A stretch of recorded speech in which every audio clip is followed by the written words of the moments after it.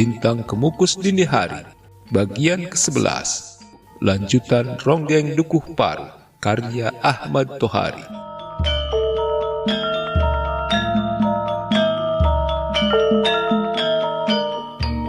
Hampir tengah hari, permainan masak-masakan sudah selesai.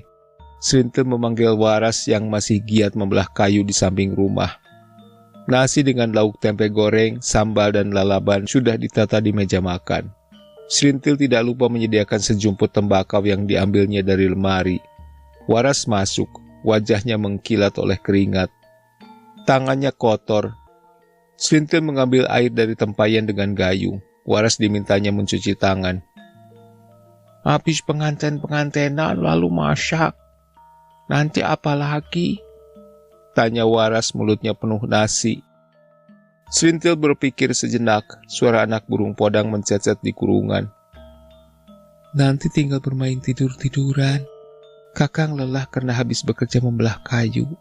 Aku pun lelah karena bekerja di dapur. Jadi kita tinggal tidur. Senang ya, Kang? Iya, tapi nanti dulu. Aku harus mencari belalang buat burungku. Jangan, Kang.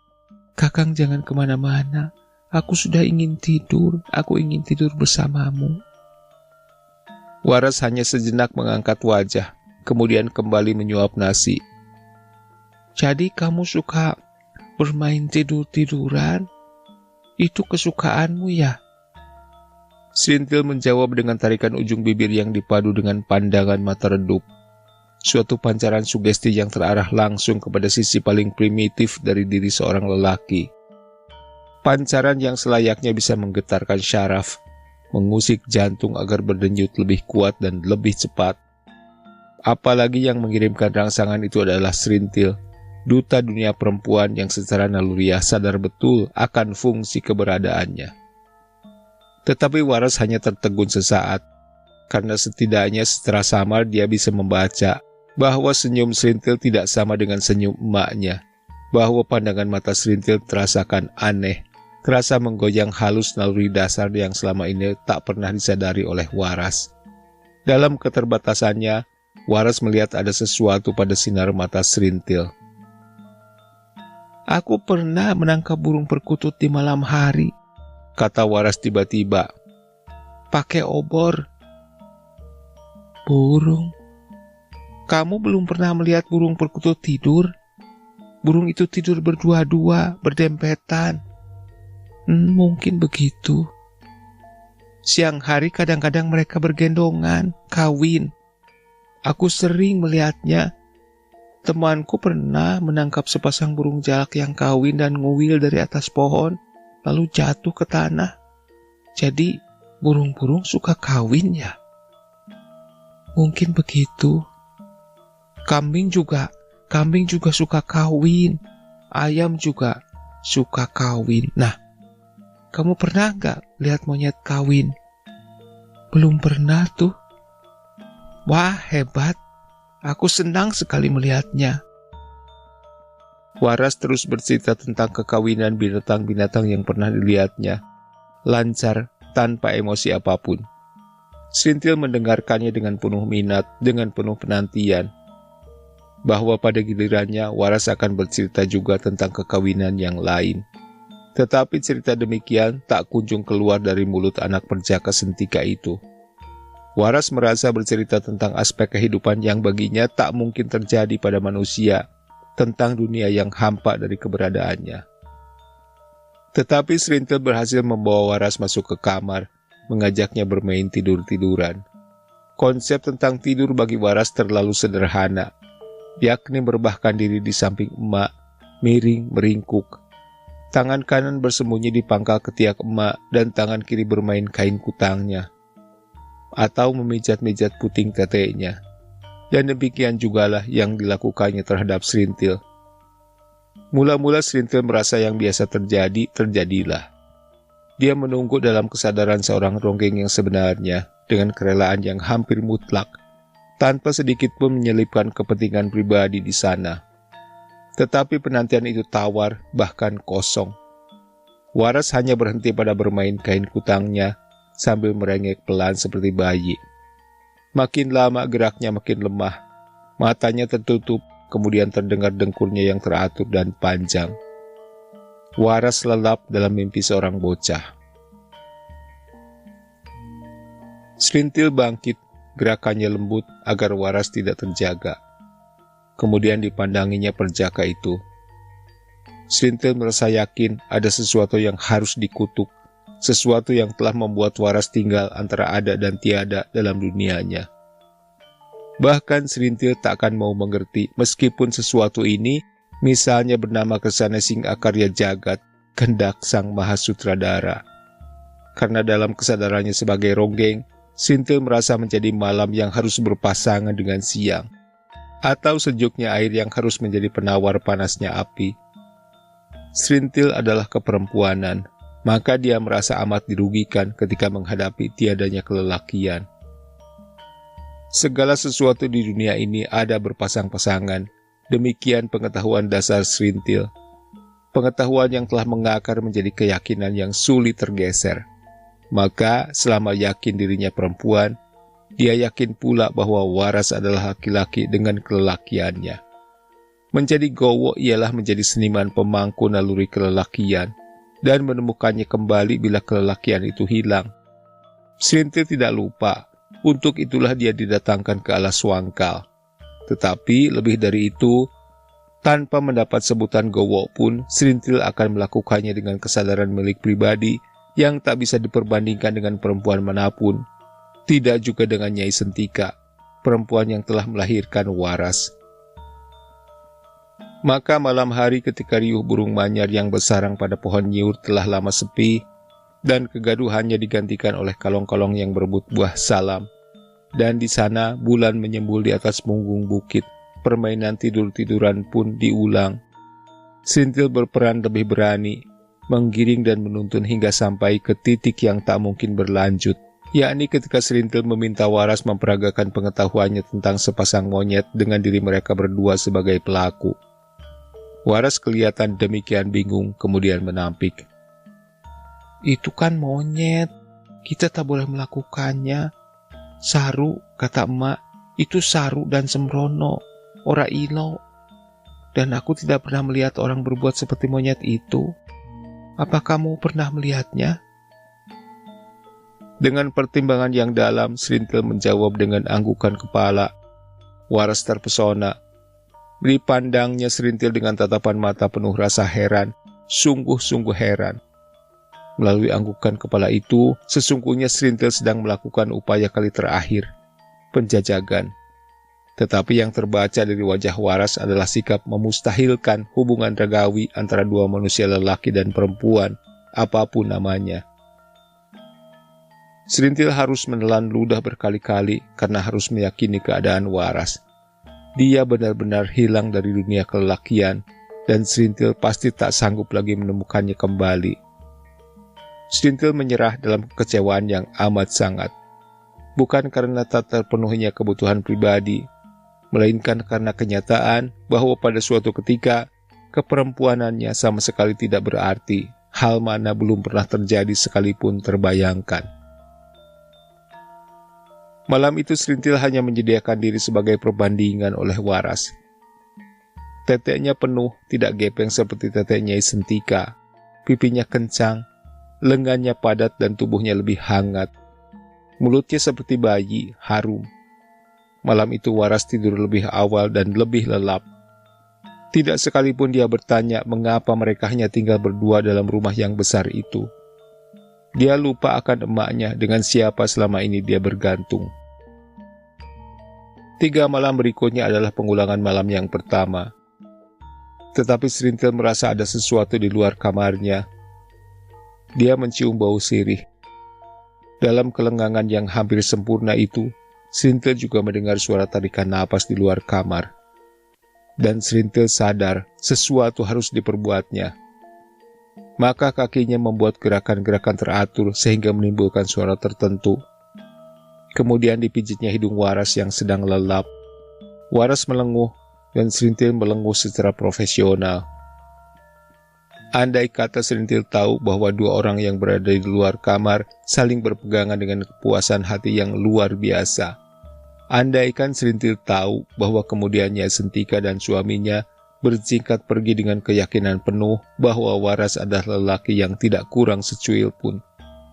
Dan andaikan Serintil mengerti bahwa gerakan-gerakan kakinya telah membuat orang-orang tua semacam Sentika dan istrinya terkenang akan semangat masa muda, lalu mereka mencari tempat yang baik buat bernostalgia. Pada hari keempat semuanya selesai. Pagi-pagi sekali, Serintil minta diri kepada suami istri Sentika. Waras tidak tahu karena dia belum bangun. Terjadilah perpisahan yang penuh emosi. Nyai Sentika, bahkan juga anak-anaknya yang perempuan menangis. Serintil ikut menangis. Nyai Sentika memeluk dan mengelus Serintil dengan rasa sayang melebihi rasa terhadap anak kandungnya. Bersama kabut tipis yang mulai lenyap oleh cahaya matahari, Serintil berjalan menuruni bukit, meninggalkan alas wangkal. Di belakangnya berjalan Bertanakim yang disuruh majikannya mengawal Serintil sampai ke Dukuh Paruk. Sebuah sapu tangan dalam genggaman Serintil penuh uang. Tetapi hanya Serintil pribadi yang tahu bahwa uang yang banyak itu tidak bisa mengusir rasa perih dalam hatinya. Perih karena sesungguhnya Serintil pulang membawa kegagalan yang tidak kepalang. Waras tidak mungkin dilupakannya sepanjang masa. Simpati bagi seorang manusia dalam kemalangan abadi. Atau haruskah Serintil tahu bahwa Waras menangis sejadi-jadinya, melolong dan berguling-guling ketika dia tahu bahwa Serintil telah meninggalkannya, kembali ke dunia yang kecil terpencil, Dukuh Paruk. Tidak seorang pun di Dukuh Paruk mempunyai kalender. Bila pun tak ada seorang pun di sana bisa membaca bahwa waktu telah berjalan sampai pada tahun 1964. Dukuh Paruk tetap tegak dan makin gagah dengan Ronggeng cantik berusia 18 tahun. Dukuh Paruk meraih masa ketenaran yang belum pernah terjadi sebelumnya. Bila rombongan Ronggeng Dukuh Paruk naik pentas, bukan lagi puluhan melainkan ratusan orang yang berkerumun menontonnya. Boleh jadi musik calung dengan tembang Banyumasan adalah hal yang sudah terlalu biasa bagi mereka. Tetapi tentang diri Serintil, masalahnya menjadi terlalu istimewa. Dia adalah kesegaran dan gairah hidup. Memandangnya, bahkan hanya sekedar mengenangnya, menjadikan orang sejenak terlepas dari perkara keseharian. Sesuatu hal yang diakui atau tidak menjadi Tuhan setiap orang. Dan bagi tiap lelaki, Serintil adalah angan-angan, kupu yang melambung dan membuat banyak lelaki ingin menangkapnya. Tidak sedikit rumah tangga yang kisruh karena suami benar-benar berusaha memiliki Serintil dan mengambilnya sebagai istri. Banyak anak muda yang memaksa menjual tanah karena ingin tampil pantas dan berkelayakan menggandeng Serintil. Dan semuanya tidak peduli apakah Serintil sungguh-sungguh cantik atau hanya kelihatan cantik berkat susuk yang tersembunyi di balik alis, bibir atau pinggulnya. Tetapi di Dukuh Paruk sungguh tidak ada masalah kerumah tanggaan. Tak ada seorang istri pun yang merasa rugi oleh kecantikan Serintil. Boleh jadi karena semua orang di sana masih terikat dalam pertalian darah, atau karena terikat dalam tatanan nilai yang tersendiri. Sudah biasa di sana seorang istri yang sedang hamil tua atau baru melahirkan menyuruh suaminya meminta jasa kepada Serintil. Nasihat dukun bayi kepada para suami juga bernada sama. Awas, jangan dulu menjamah istrimu sebelum 100 hari. Mintalah kepada Serintil bila tak bisa menahan diri. Atas kesadaran primordial, biasanya Serintil rela memberikan jasa. Namun dalam perkembangannya, tak ada lelaki Dukuh Paruk yang memiliki cukup keberanian untuk mendekati Serintil.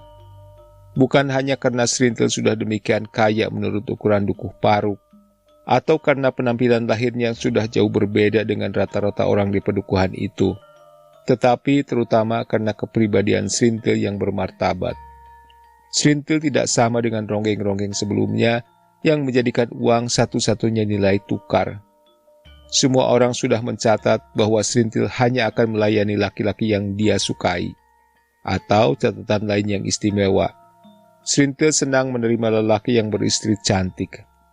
Entahlah, dan apabila laki-laki itu termasuk ke dalam jenisnya yang tidak suka berpetualang, maka Serintil yang mengambil prakarsa.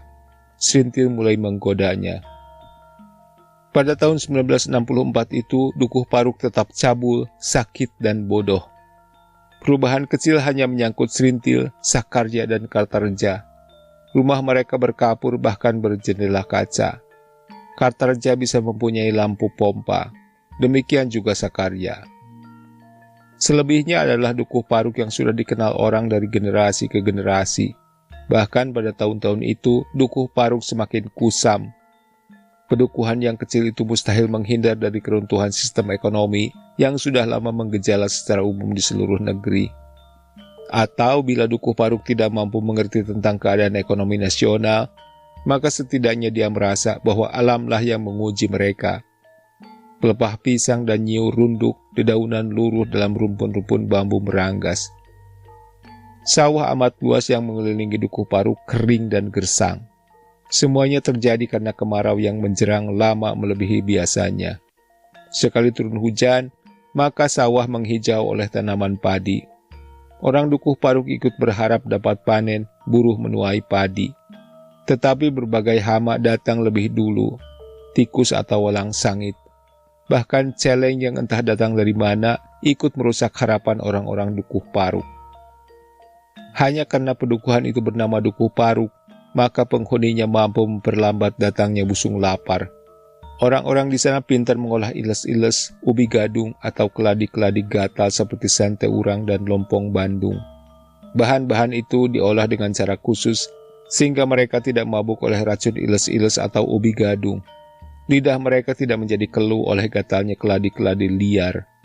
Anehnya, orang-orang Dukuh Paruk enggan ikut mengganyang daging tikus. Padahal pada masa itu, soal makan daging tikus ramai dipropagandakan orang.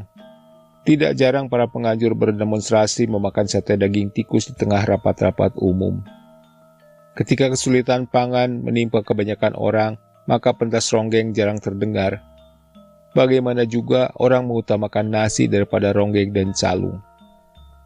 Kadang Srintil tetap tinggal di rumah hingga berbulan lamanya, menunggu masa panen yang baik tiba.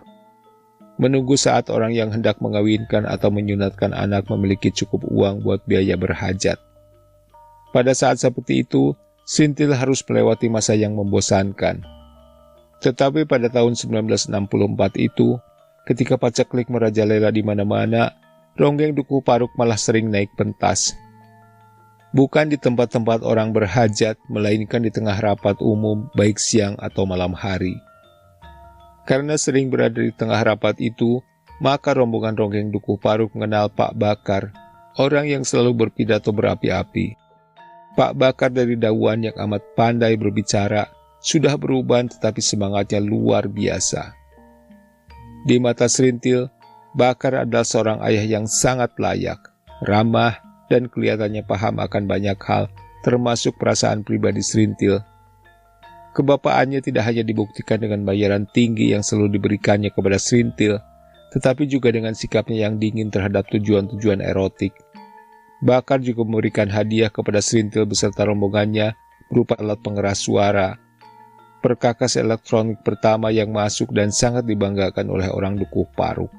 Dukuh Paruk yang bersahaja serta-merta menerima Bakar sebagai orang bijak yang bisa memimpin dan melindunginya. Bila datang ke sana, ahli pidato itu mendapat penghormatan sebagai seorang kami tua laiknya.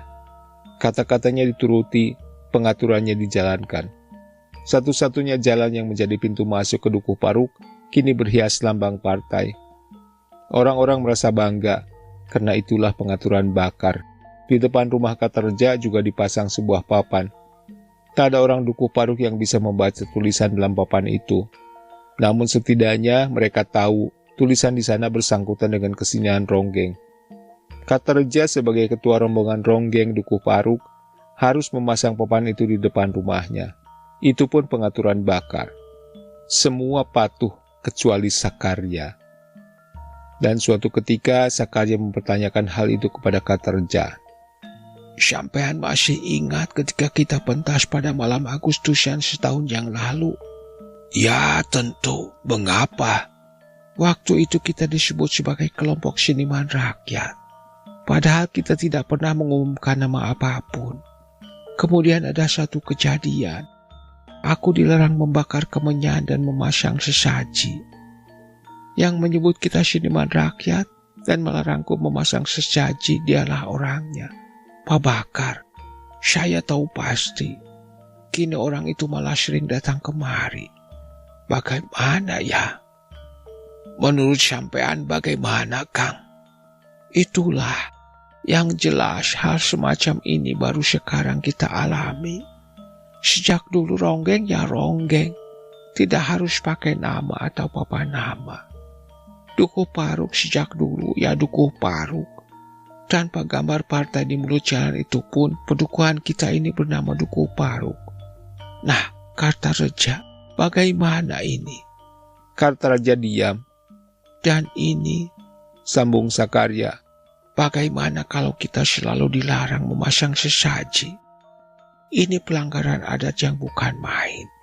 Kartareja, aku amat takut menerima akibatnya.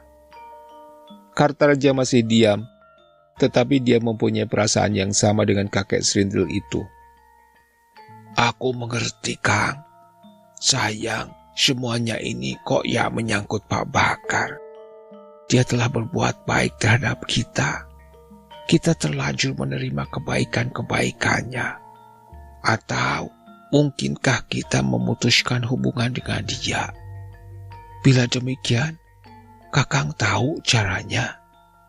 Giliran Sakarya yang diam, kedua-duanya diam. Memutuskan hubungan adalah perkara yang hampir tak dikenali Dukuh Paruk. Kalaupun harus terjadi, maka harus ada alasannya yang nyata, pertengkaran misalnya. Sedangkan Bakar tidak membawa pertengkaran. Dia hanya mencegah Sakarya membakar dupa dan memasang sesaji sesaat pentas ronggeng hendak mulai. Dan itu pun selalu terjadi di luar Dukuh Paruk. Sebaliknya, Bakar datang ke pedukuhan itu membawa sikap kebapaan, memberikan perangkat pengeras suara. Bahkan yang terakhir, Bakar memberi pakaian lengkap bagi para penabuh calung. Serintil mendapat kain dan perlengkapan lainnya. Sampurnya kain pelangi berwarna merah jingga. Begini saja, Kang, kata Kartareja. Bagaimana? Perkara papan nama dan gambar-gambar itu tak usah kita pikirkan benar. Karena aku melihat di mana-mana di luar Dukuh Paruk sama keadaannya. Kukira kini sedang zamannya. Kalau zaman sedang menghendaki demikian, bukankah kita tinggal patuh? Memang siapa pula yang bisa menampik kesaning zaman? Tetapi perkara sesaji menyangkut semua orang Dukuh Paruk dan leluhurnya Ki Secah Menggala. Zaman apapun tidak boleh mengubah tata cara ini. Aku bilang tidak boleh. Itu pun ada pemecahannya, Kang. Begini. Kalau kita hendak berangkat pentas, sesaji kita laksanakan dulu di sini. Atau bahkan di makam Eyang Secah Menggala. Kukira ini sama saja. Sesungguhnya Sakarya tidak puas dengan jawaban Kartareja. Menjadi pemangku terah Dukuh Paruk baginya bukanlah perkara gampangan. Dan nuraninya tetap tidak rela bila Dukuh Paruk berubah. Dia tetap ingin melihat Dukuh Paruk seperti aslinya. Terutama tentang sikap seluruh warganya terhadap arwah moyang mereka, Eyang Secah Menggala. Namun Sakarya merasa telah terlampau tua buat berpikir yang berat-berat. Dia sadar betul dirinya sudah mencapai usia di mana banyak keinginan harus tetap tinggal menjadi keinginan. Tiada tenaga lagi buat melaksanakannya menjadi kenyataan.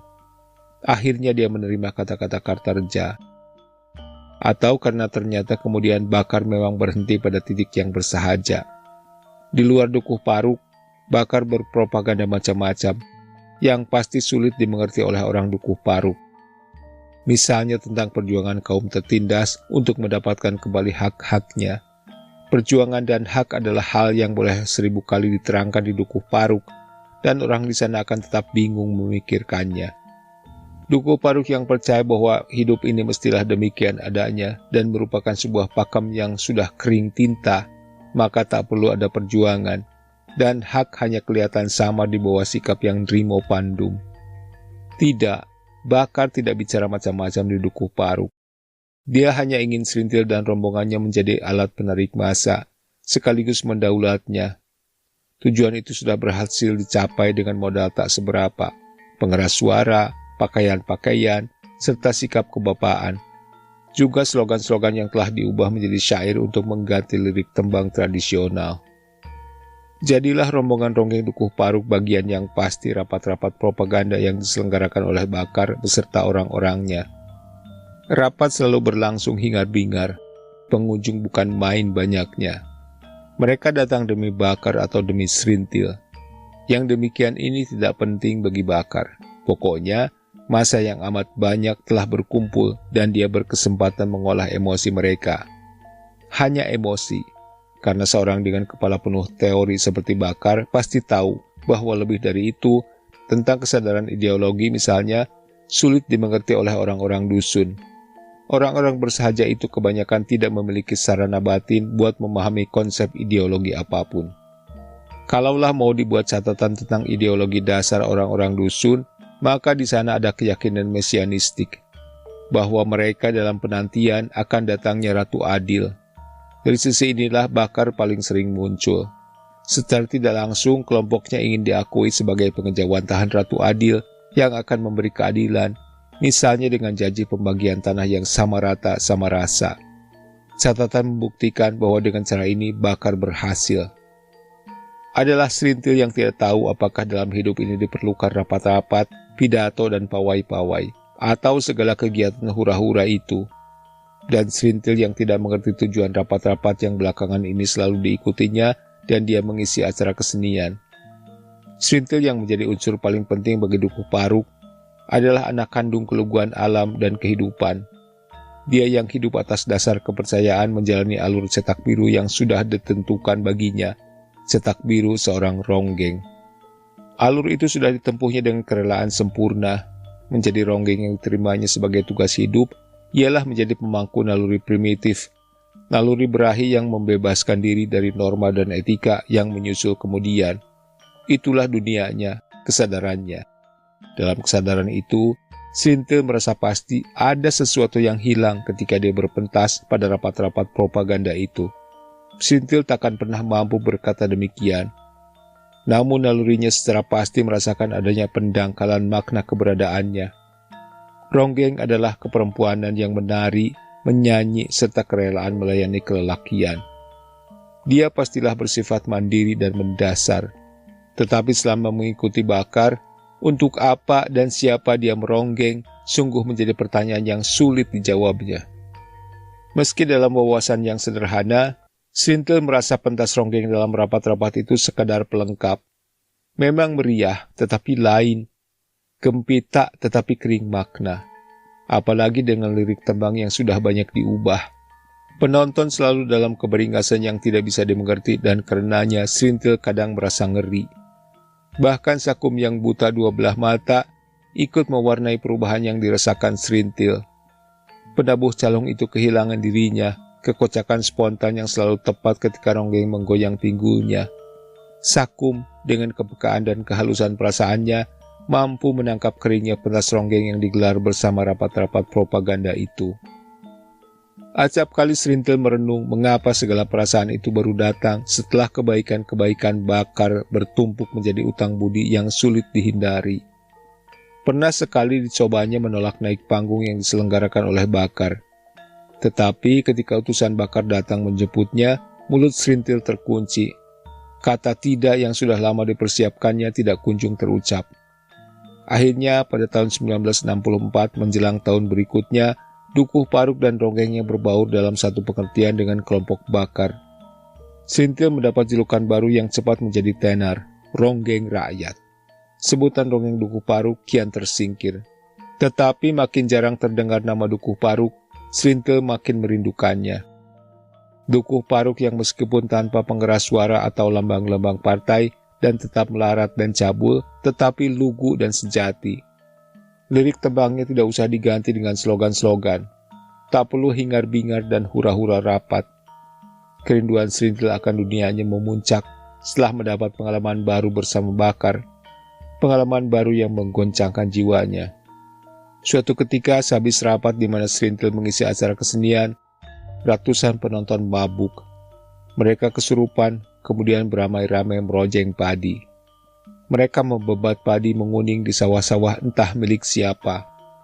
Malam yang amat rusuh karena kemudian datang para pemilik sawah untuk mempertahankan padi mereka. Polisi datang tetapi 7 orang terlanjur tercampak berlumur darah. Kegaduhan pertama disusul oleh yang kedua, sebulan kemudian, dan yang ketiga pada bulan berikutnya lagi. Dalam kerusuhan yang terakhir, keadaannya demikian genting karena terjadi siang hari dan melibatkan ratusan orang dari pihak Projeng dan para pemilik sawah. Perang pacul dan sabit hanya gagal karena polisi tidak terlambat datang. Namun kengerian yang terjadi membuat Srintil mengambil kata putus. Sakarya mendukungnya. Cucu dan kakek itu mendatangi rumah Bakar di Dauan dengan keluhan yang telah meningkat menjadi tuntutan. Pak Bakar, kata Sakarya penuh kekesalan. Kami orang-orang Dukuh Paruk tidak ingin dilibatkan dengan kerusuhan-kerusuhan itu. Bila demikian terus keadaannya, samalah artinya sampean menjerumuskan kami. Orang-orang Dukuh Paruk tidak menyukai kekerasan. Pak Bakar, buat selanjutnya kami tak mau ikut rapat-rapat itu. Ya Pak, selak Srintil. Akhirnya orang pasti menghubungkan kami dengan kerusuhan di sawah-sawah itu. Kalian orang-orang Dukuh Paruk, kata Bakar masih dengan sikap kebapaannya. Kalian tak perlu terpengaruh oleh perasaan cengeng semacam itu. Yang sedang terjadi adalah sebuah aksi massa. Sebuah gerakan kaum miskin yang sekian lama mengalami ketidakadilan. Mereka berkeringat mengerjakan sawah para pemilik tanah. Tetapi mereka tak pernah ikut memetik hasilnya, kecuali sekadar untuk hidup. Bahkan kurang dari itu. Dan kini saatnya mereka menuntut hak.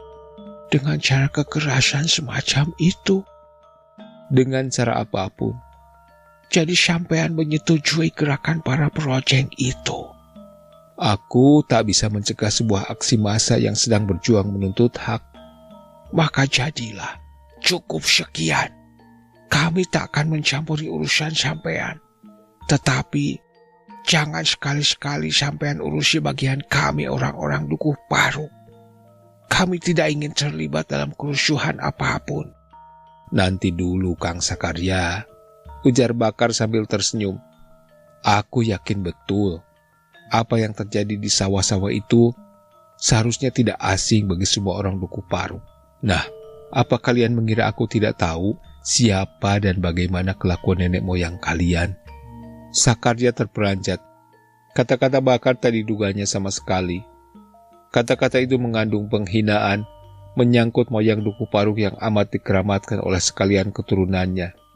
Ki Secamenggala yang semasa hidupnya menjadi Bromo Corah, pemimpin rampok yang tidak hanya sekali dua membunuh korbannya, tetapi bagaimanapun juga, Ki Secamenggala adalah laki-laki dari siapa darah semua orang Dukuh Paruk berasal.